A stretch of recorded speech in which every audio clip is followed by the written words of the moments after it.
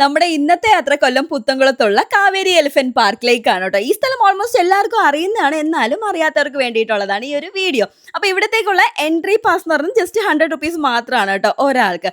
അപ്പോൾ ഞങ്ങൾ ശരിക്കും പറഞ്ഞാൽ മാസത്തിൽ 1-2 പ്രാവശ്യം ഇവിടെ വിസിറ്റ് ചെയ്യുന്ന ആൾക്കാരാണ് ഞങ്ങളെന്ന് പറയുമ്പോൾ. പ്രത്യേകിച്ച് എൻ്റെ ബ്രദർ അദ്വൈത്, അവൻ ഈ ആന ക്രൈസ് ഉള്ളത് കൊണ്ട് മാസത്തിൽ 1-2 പ്രാവശ്യം വന്ന് ഇവരെയൊക്കെ ഒന്ന് കണ്ടില്ലെങ്കിൽ ഒരു സമാധാനം ഇല്ല കേട്ടോ. അപ്പോൾ ഇതാണ് ഗംഗ, ഞങ്ങളുടെ ഫേവറേറ്റ് ആനയാട്ടോ ഗംഗ. ഗംഗ ഭയങ്കര അടിപൊളിയാണ്, എല്ലാവരുമായിട്ടും ഭയങ്കര കമ്പനിയാണ്. പിന്നെ ഗംഗയുടെ പുറത്ത് നമുക്ക് റൈഡൊക്കെ ചെയ്യാം കേട്ടോ. അത് നമുക്ക് സെപ്പറേറ്റ് ആയിട്ടുള്ള ഒരു പേയ്മെൻറ്റ് ചെയ്താൽ മതി. പിന്നെ ബാക്കി ഫോട്ടോസും വീഡിയോസും ഒക്കെ എടുക്കാവേ. നമുക്ക് ആനയെ ഫീഡ് ചെയ്യാനുള്ള ഓപ്ഷൻ ഉണ്ട്. അപ്പോൾ ഗംഗനെയൊക്കെ കണ്ടു കഴിഞ്ഞിട്ട് ഞങ്ങൾ അവിടെ എല്ലാം നടക്കുവാണ് കേട്ടോ. ആക്ച്വലി ഇവിടെയുള്ള മുക്കും മൂലയും എല്ലാം ഞങ്ങൾക്ക് അറിയുന്ന, എന്നാലും ഇവിടെ വരുമ്പം ഇവിടെ മൊത്തം ഒന്ന് കറങ്ങാതെ പോകത്തില്ല കേട്ടോ. അപ്പോൾ കിഡ്സിന് വേണ്ടിയിട്ടുള്ള ഒരു അടിപൊളി പാർക്കൊക്കെ ഇവിടെ അറേഞ്ച് ചെയ്തിട്ടുണ്ട് കേട്ടോ. കിഡ്സ് എന്ന് പറയുമ്പം ഞങ്ങളെപ്പോലുള്ള വലിയ ആൾക്കാരും കയറാറുണ്ട്.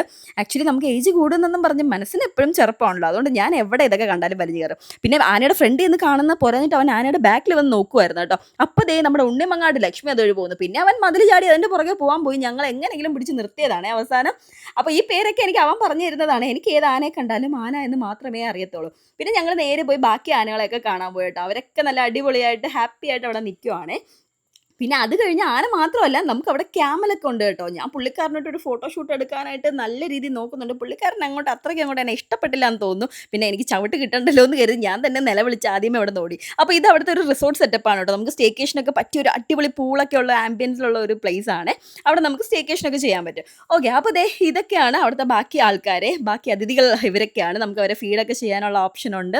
കുഞ്ഞുങ്ങളൊക്കെ ഭയങ്കര ഹാപ്പി ആകും കേട്ടോ ഇവരെയൊക്കെ കാണുമ്പോൾ. നല്ലൊരു അറ്റ്മോസ്ഫിയർ ആണ്, മനസ്സിന് ഒരു സമാധാനം കിട്ടുന്ന പ്ലേസ് ആണ് കേട്ടോ.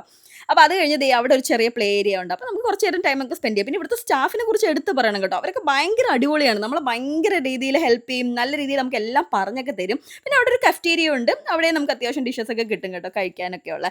അപ്പോൾ മസ്റ്റായിട്ട് ഒരിക്കലെങ്കിലും ഇവിടെ വിസിറ്റ് ചെയ്യണം കേട്ടോ നിങ്ങൾ. ഞാൻ താഴെ ഡീറ്റെയിൽസ് കൊടുത്തേക്കാം. താങ്ക്